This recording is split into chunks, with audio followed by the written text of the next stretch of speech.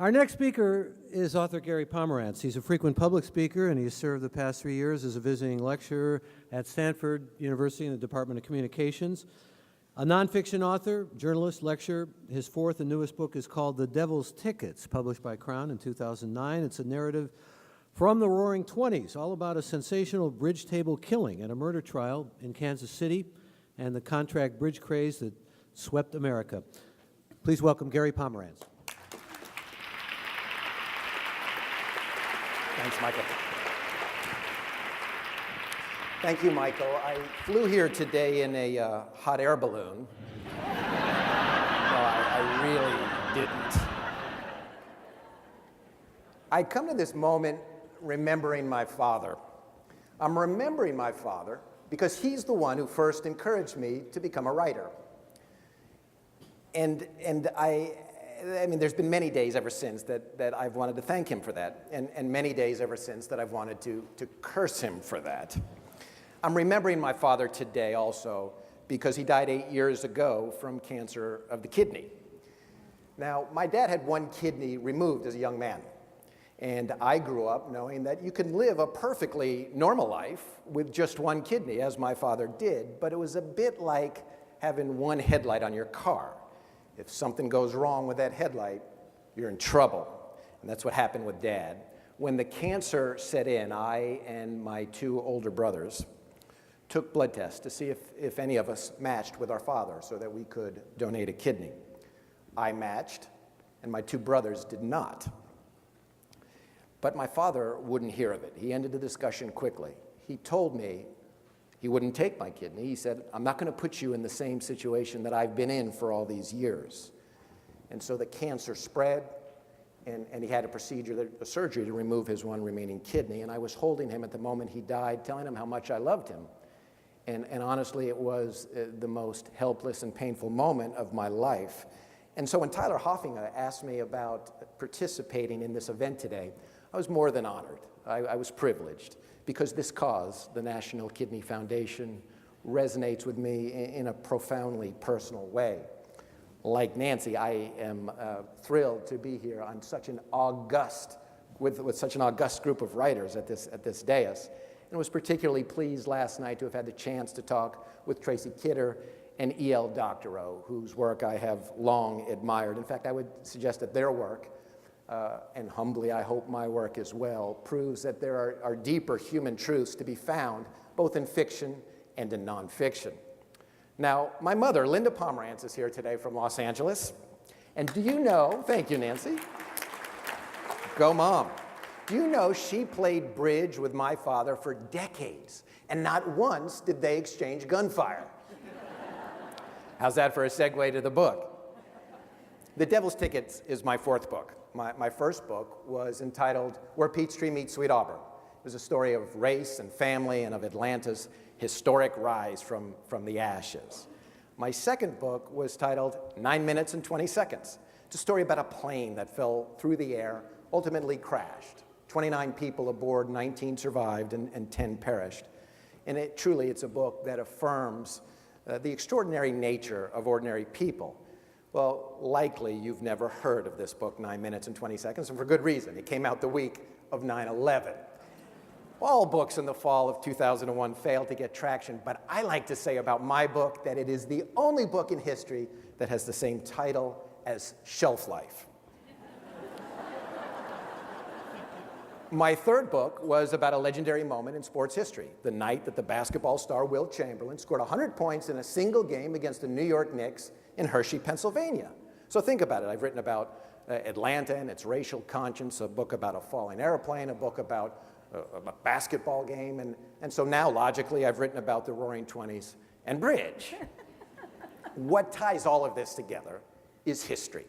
I love history. I revere history. It speaks to me as it should speak to you, and it's critical that we learn from the past. The title of my book, incidentally, The Devil's Tickets, comes from history. That's what the New England Puritans used to call playing cards, the devil's tickets. They saw them as satanic seeds of vice and corruption and gambling. Now, the idea for this book came from Warren Buffett, the billionaire investor, who's a man I've never met. But Buffett, as many of you may know, is an inveterate bridge player. He loves bridge. He plays online, he plays in tournaments, he plays with his good friend Bill Gates. Bridge has always captured the hearts and minds of smart, competitive, determined people. Well, about 3.5 years ago, my literary agent, David Black, was visiting with Warren Buffett in Omaha, and Buffett started to talk about the bridge craze. Back in the time when bridge wasn't old and fuddy-duddy, it was young and sexy. And back in the late 20s and early 30s, everyone played. In New York, those caddy writers at the Algonquin Round Table, they were all playing bridge. And out in Hollywood, the moguls, the movie moguls, they were playing. Samuel Goldwyn and Louis Mayer. Even Babe Ruth and the New York Yankee players, Lou Gehrig, they were playing bridge on trains and in hotels with sports writers. And so David calls me and he starts telling me everything Warren said. He said, I got a book idea for you. And the thing about David Black is he's a great literary agent, but most of his book ideas are terrible. They're terrible. And so I said, all right, I'm listening. He starts to tell me what Warren said.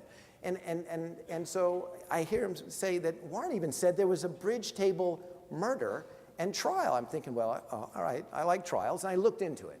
And what happened was the best case scenario for narrative nonfiction. The story deepened and it drew me in and it became like quicksand. And as I was consuming it, it was consuming me. Now, think of the 20s. It's a forgotten age. The roaring 20s. All these outrageous crazes and fads like flagpole sitting and marathon floating contests in swimming pools. And also bridge. Bridge, this partnership game for 4, 2 against 2. And it's descended from whist, the preferred game of Napoleon and Talleyrand and Thomas Jefferson. So how does this happen?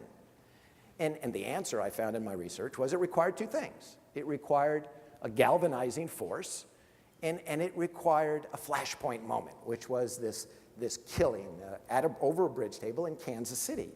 Well, the galvanizing force was named Ely Culbertson, and he was the P.T. Barnum of the bridge craze. He was urbane and spotlessly manicured, tuxedoed, and he was Russian. He spoke with a Russian accent, married a beautiful American woman who was a bridge champion in her own right. And what he was doing was selling bridge to housewives. Remember, this is the 20s, when women not only have gotten the right to vote, but are starting to find voice in new and exciting ways across American culture. Culbertson saying to housewives who adored him, if you want true equality, the bridge table is your place. It's the one place where, by dint of your skill and your intellect, you can be your husband's equal and more. And what he was selling was the battle of the sexes. Now, many people think the battle of the sexes started in 1973 on a tennis court with Billie Jean King and Bobby Riggs.